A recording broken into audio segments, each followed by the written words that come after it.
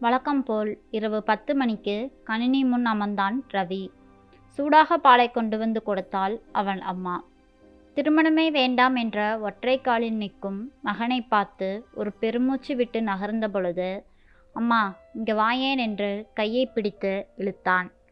என்னடா, நெட்டில் இந்த படத்தை பாரேன் என்று காண்பித்தான். அது ஒரு அழகான பெண்ணின் படம்.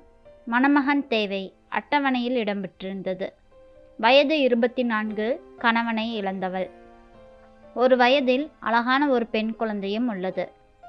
குழந்தையை பெண்ணின் பெற்றோர்கள் கவனித்துக் கொள்வார்கள் என்றும் குறிப்பிடப்பட்டிருந்தது. அதை பார்த்துவிட்டு மகனின் முகத்தை பார்த்தாள். அவன் முகத்தில் ஒரு வகையான புன்னகை கலந்த திருப்தி காணப்பட்டது. ரவி, உனக்கு பெண்ணை பிடிச்சிருக்குது தானே என்றாள். பார்க்கலாம் அம்மா என்றான்.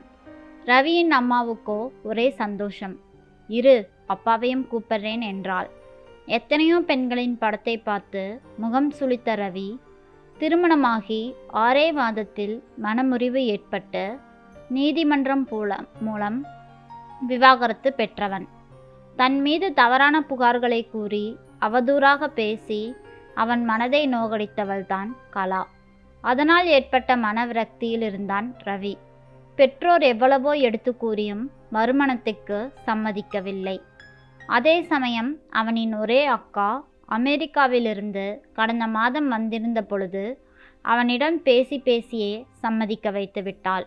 அதன் பலன்தான் கணினியில் மணமகள் தேவை விளம்பரங்களை பார்க்கச் செய்தது அவனை.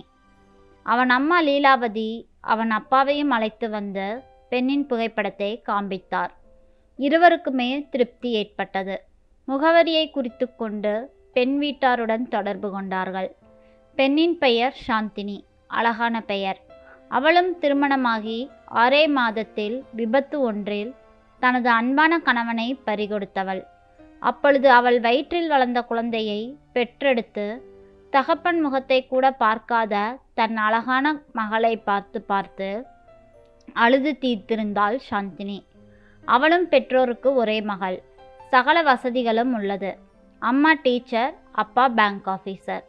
மகளின் பரிதாப நிலையை கண்ட அவள் அம்மா ஜெயா தனது பணிக்கு விருப்ப ஓய்வு பெற்று மகளின் மகளை தன் மகளாகவே பாவித்து நேசித்து வளர்த்தாள்.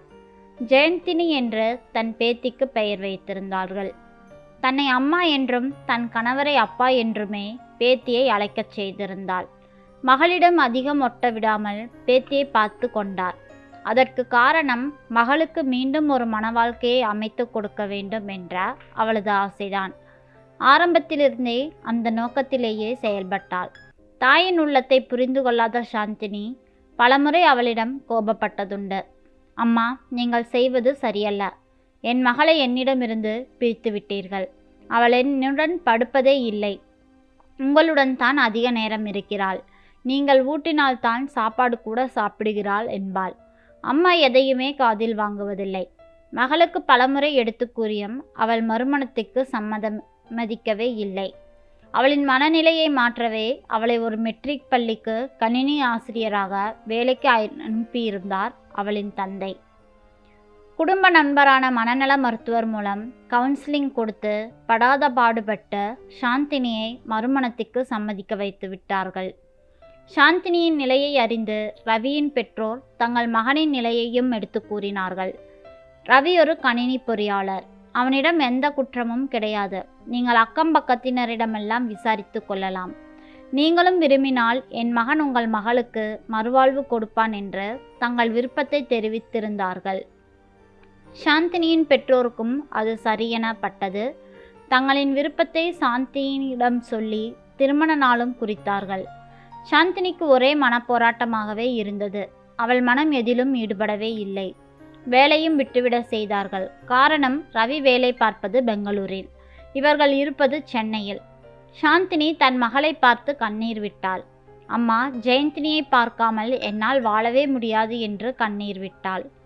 தாய் அவளை தேற்றினாள். சாந்தினியை அவள் மகள் சாந்திமா என்று அழகான மழலை மொழியில் அழைப்பாள்.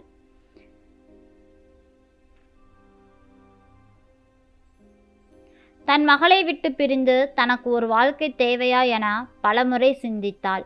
அம்மா, எனக்கு இந்த கல்யாணமே வேண்டாம், காலம் முழுவதும் உங்களுடனே இருந்து விடுகிறேன் என்றாள். மகள் ஜெயந்தினிக்கோ அம்மா தேவையே இல்லை, பாட்டி தாத்தா இருந்தால் போதும், அவர்களைத்தான் அப்பா அம்மாவாக நினைத்து ஒட்டி கொண்டிருந்தாள். பாட்டியும் அப்படித்தான் அவளை தாயைப் போலே பாசத்தை ஊட்டி வளர்த்திருந்தாள். திருமண நாளும் வந்தது. ரவியும் சாந்தினியும் திருமணம் முடிந்து 4 நாட்களில் இருவரும் பெங்களூருக்கு கிளம்பி செல்வதாக எல்லாத்தையும் பேக் பண்ணி கொண்டிருந்தார்கள். கணவர் ரவி குழந்தையை பற்றி ஏதாவது கேட்பாரோ என்று சாந்தினி எதிர்பார்த்தாள். ரவி குழந்தையை தூக்கி கொஞ்சினான், விளையாடினான். குழந்தையை மணமகளின் பெற்றோர் வளர்த்துக்கொள்வர் என்று அறிவித்து விட்டதால் ரவியிடம் மீண்டும் குழந்தை வளர்ப்பது பற்றி பேச்செடுக்கவே தயங்கினாள் சாந்தினி. அதை பற்றி எதுவுமே கேட்கவில்லை. ரவியும் குழந்தையை பற்றி எதுவுமே கேட்கவில்லை. உள்ளுக்குள்ளே அழுது கொண்டிருந்தாள் சாந்தினி. தாய் லீலாவதியோ பேத்தியிடம், சாந்திமா ஊருக்கு போகப் போகிறாள், சாந்திமாவுக்கு டாட்டா காமி என்று பேத்தியிடம் சொல்லி கொண்டிருந்தார். ரவியும் சாந்தினியும் ரவியின் பெற்றோருடன் காரில் கிளம்ப தயாராகினர். ரவி மனைவி சாந்தினியின் முகத்தை பார்த்தான். வாட்டமுடன் காணப்பட்டாள். ரவியின் மனதிற்கும் மிகவும் கஷ்டமாகவே இருந்தது.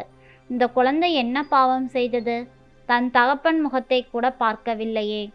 தாயையும் விட்டு பிரிய வேண்டுமோ என்று அவனிடம் தோன்றியது.